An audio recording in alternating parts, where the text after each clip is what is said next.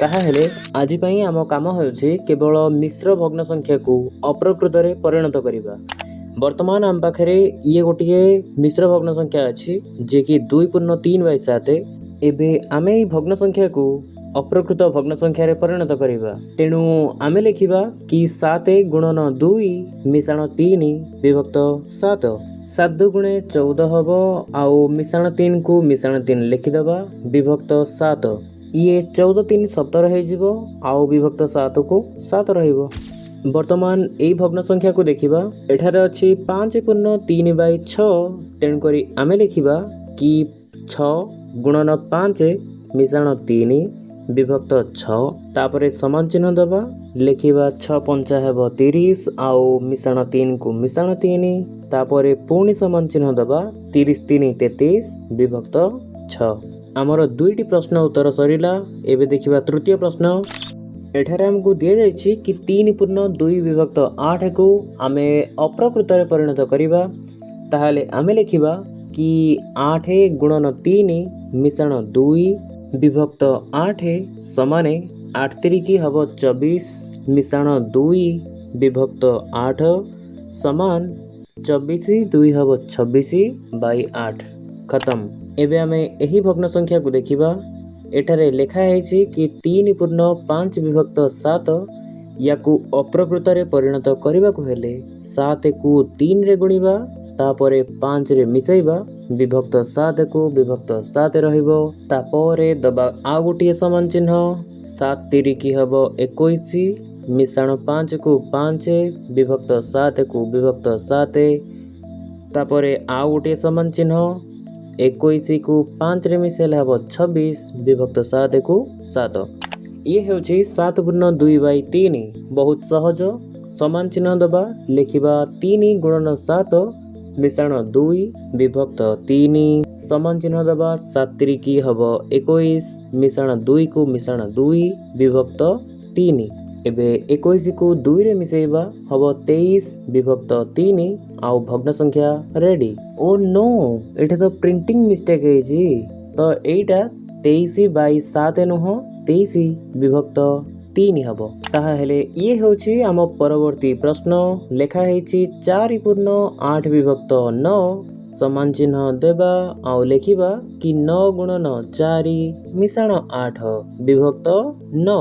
ଆଉ ଗୋଟିଏ ସମାନ ଚିହ୍ନ ଦେବା, ଲେଖିବା 9 4 ହେବ 36 ମିଶାଣ 8କୁ 8 ବିଭକ୍ତ 9 ସମାନେ 36 8 ହେବ 44 ଆଉ 44 ବିଭକ୍ତ 9 ହେଉଛି ଆମ ଉତ୍ତର। ଆସିଗଲା ଆମ ପରବର୍ତ୍ତୀ ପ୍ରଶ୍ନ। ଲେଖା ହେଇଛି 1.4 ବିଭକ୍ତ 70 ସମାନ ଚିହ୍ନ ଦେବା ଆଉ ଲେଖିବା 70 ଗୁଣନ 1 ମିଶାଣ 4 ବିଭକ୍ତ 70। ତାପରେ ଦେବା ଆଉ ଗୋଟିଏ ସମାନ ଚିହ୍ନ ଆଉ ଲେଖିବା 70 କେ 70 ମିଶାଣ 4କୁ 4 ବିଭକ୍ତ 70। ସମାନ ଚିହ୍ନ ଦେବା, ଲେଖିବା 70 4 74 ବିଭକ୍ତ 70 ଯାହା ହେଉଛି ଆମ ଉତ୍ତର। ଇଏ ହେଉଛି ଆମ ପରବର୍ତ୍ତୀ ପ୍ରଶ୍ନ କି 7.5 ବିଭକ୍ତ 10 ଅପ୍ରକୃତରେ ପରିଣତ କରିବାକୁ ହେଲେ ଆମେ ଦେବା ସମାନ ଚିହ୍ନ, ଲେଖିବା 10 ଗୁଣନ 7 ମିଶାଣ 5 ବିଭକ୍ତ 10। ସମାନ ଚିହ୍ନ ଦେବା, ଲେଖିବା 10 7 ହେବ 70 ମିଶାଣ 5କୁ 5 ବିଭକ୍ତ 10 ସମାନେ 70 5 75 ବିଭକ୍ତ 10 ଯାହା ହେବ ଆମର ଉତ୍ତର। ଏବେ ଦେଖିବା ଆମ ପରବର୍ତ୍ତୀ ପ୍ରଶ୍ନ ଯାହା ଅଛି 2.4 ବିଭକ୍ତ 90। ଆମେ ଲେଖିବା କି 90 ଗୁଣନ 2 ମିଶାଣ 4 ବିଭକ୍ତ 90। ତାପରେ ପୁଣି ଦେବା ଗୋଟିଏ ସମାନ ଚିହ୍ନ, ଲେଖିବା 90 ଗୁଣନ 2 ଯାହା ହେବ 180 ମିଶାଣ 4 ବିଭକ୍ତ 90। ଆଉ ଗୋଟିଏ ସମାନ ଚିହ୍ନ ଦେବା, ଲେଖିବା 180 ମିଶାଣ 4 ଯାହା ହେବ 184 ବିଭକ୍ତ 90 ଯାହା ହେବ ଆମର ଫାଇନାଲ ଉତ୍ତର। ଏବେ ଆମେ ଦେଖିବା ଏହି ଭଗ୍ନ ସଂଖ୍ୟାକୁ। ଏଠାରେ ଅଛି 4.3 ବିଭକ୍ତ 80। ଏହାକୁ ଆମେ ଲେଖିବା କି 80 ଗୁଣନ 4 ମିଶାଣ 3 ବିଭକ୍ତ 80। ତାପରେ ଦେବା ଆଉ ଗୋଟିଏ ସମାନ ଚିହ୍ନ, ଲେଖିବା 80 ଗୁଣନ 4 ମାନେ 8 ଚଉ 32, 0 କୁ 0 ମାନେ 320 ମିଶାଣ 3 ବିଭକ୍ତ 80।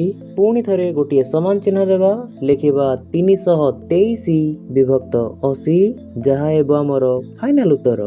ଏବେ ଦେଖିବା ଏହି ପ୍ରଶ୍ନକୁ।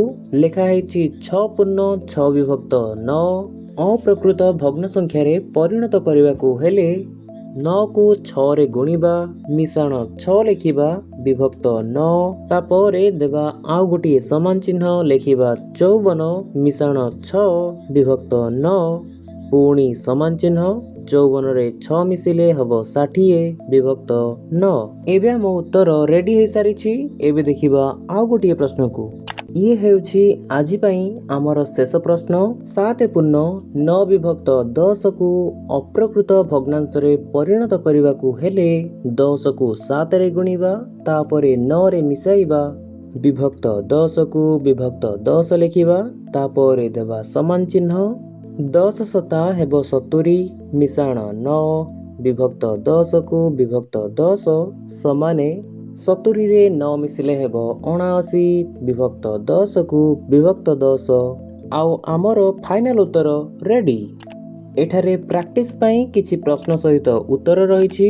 ତାହା ହେଲେ ଦେଖାହେବା ଆଉ ଗୋଟିଏ ସୁନ୍ଦର ଭିଡ଼ିଓ ସହ। ସେ ପର୍ଯ୍ୟନ୍ତ ଗୁଡ୍ ବାଏ।